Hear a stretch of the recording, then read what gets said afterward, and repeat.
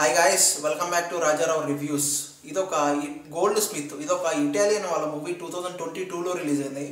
ఇదొక horror and థ్రిల్లర్గా అయితే ఉంటుంది. 1.5 hour కంటెంట్ మూవీ. ఈ సినిమాకి చాలా అవార్డులు అండ్ రివార్డులు వచ్చినాయంట. ఎందుకు ఇన్ని సినిమాలు, ఇన్ని అవార్డులు, ఇన్ని రివార్డులు ఎలా వచ్చాయి ఈ సినిమాకి అని చెప్పి ఒక క్యూరియాసిటీతో ఈ సినిమా చూశాను. పర్లేదు, రావచ్చు, ఈ సినిమాకి ఉన్న కంటెంట్కి ఆ మాత్రం రావచ్చు, తప్పలేదు అనిపించింది. అసలు బేసిక్ కాన్సెప్ట్ ఏంటి, సినిమా ఎలా ఉంది, సింపుల్ క్లారిటీ మాట్లాడేసుకుందాం. ఒక లైక్, ఒక సబ్స్క్రైబ్ అలా కొట్టేసండి. కొట్టేశారు కదా, థ్యాంక్ యూ.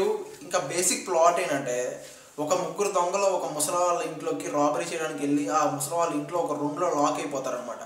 ఆ ముసలి వాళ్ళే లాక్ చేస్తారు, అలా సెట్ చేస్తారు. అసలు ఏం జరుగుతుంది, ఆ ముసలి వాళ్ళు ఏం చేశారు ఆ ముగ్గురిని, తర్వాత అసలు ఏం జరిగింది అనేది ఇంకా సినిమా చూసి తెలుసుకోవాలి. ఇంకా సినిమా ఎలా ఉందని మాట్లాడాలంటే, మీరు నాగార్జునది బిగ్ బాస్ షో చూస్తారా?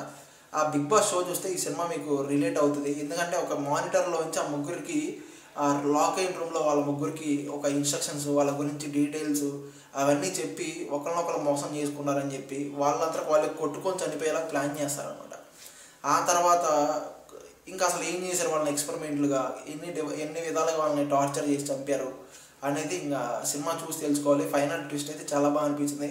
పక్కాగా వన్ టైం ట్రై చేయొచ్చు అనిపించింది. ఇంక ఈ సినిమాని ఫ్యామిలీతో చూడవచ్చా లేదంటే అసలు ఫ్యామిలీతో ట్రై చేయకండి, సింగిల్గా ఉన్నప్పుడు ట్రై చేయండి. ఎందుకంటే కొన్ని అడల్ట్ సీన్స్ ఉంటాయి. స్టార్టింగే ఒక రొమాన్స్, కొన్ని తర్వాత కొన్ని బూతులు అన్నీ వస్తూ ఉంటాయి, వాయిస్ ఓవర్ వస్తూ ఉంటుంది. అది పక్కా అసలు సెట్ కాదు. ఇంక ఈ సినిమా వీళ్ళ ఓవరాల్ పర్ఫార్మెన్స్ అయితే చాలా బాగా అనిపించింది. వీళ్ళ ముసలోళ్ళు కానీ, ముసలామ ఒక ఆమె ఉంటుంది, ఆమె చాలా బాగా యాక్టింగ్ చేసిందని చెప్పాలి.